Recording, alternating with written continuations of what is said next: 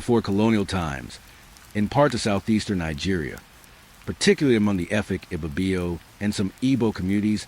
Twins were often seen as a bad omen. It was believed that one twin could be evil or that twins attracted misfortune. As a result, babies born as twins were sometimes buried alive, abandoned in forests, or left in rivers.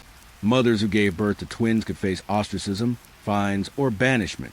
This practice was deeply rooted in spiritual and cultural beliefs and was seen by many as necessary to protect the community. Mary Slessor was born in 1848 in Aberdeen, Scotland, into a poor working-class family. Life wasn't easy for her. As a young girl, she worked long hours in a textile mill, but even then, she was known for her strong will, sharp mind, and deep empathy for others. At the age of 28, she made a life-changing decision. She left Scotland to become a missionary in West Africa. In the 1840s and 1850s, British missionaries and colonial officials became aware of twin killings when they arrived in Calabar. Missionaries like Reverend Hope Waddell tried to persuade local chiefs to stop the practice. They offered Christian rituals or baptism as safe alternatives for twins, but these early efforts had limited success because the traditional beliefs were very strong, and many killings continued. Around 1852, Reverend Edgerly recorded some of the first documented rescues of twins. He and other missionaries sometimes had babies in mission compounds or convinced families to raise them. The survival of these children provided visible evidence that twins were healthy and not cursed, gradually beginning to challenge local beliefs. Mary Slessor, who became a missionary in West Africa.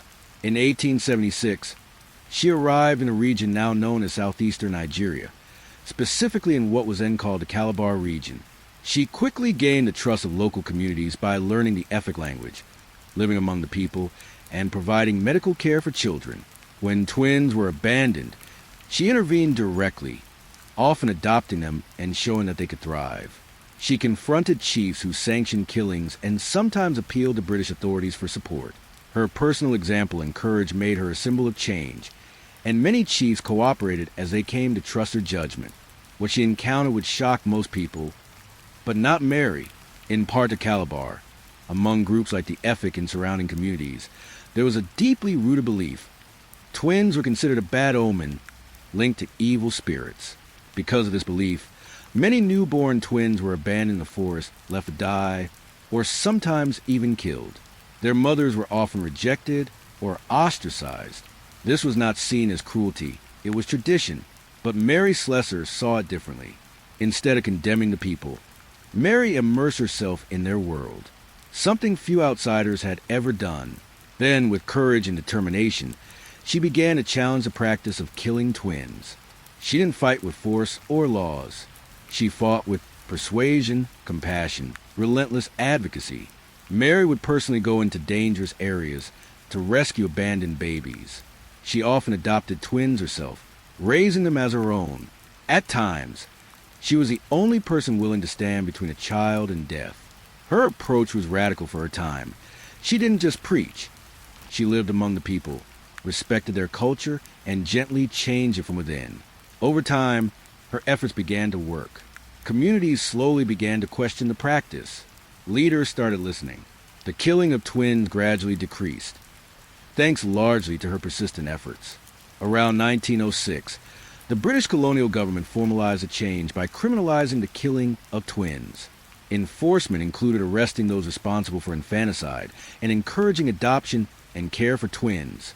This legal backing strengthened the cultural and moral shift already taking place. Over the following decades, missionary schools and churches spread the anti-killing message to neighboring regions. Education taught that twins were not cursed, and children attending mission schools influenced their parents. In the lodge communities of Ondo State and other coastal areas, local clergy rescued abandoned twins and used colonial courts to enforce protection. By 1945, the practice had officially ended in these communities, and killings became almost non-existent in southeastern Nigeria.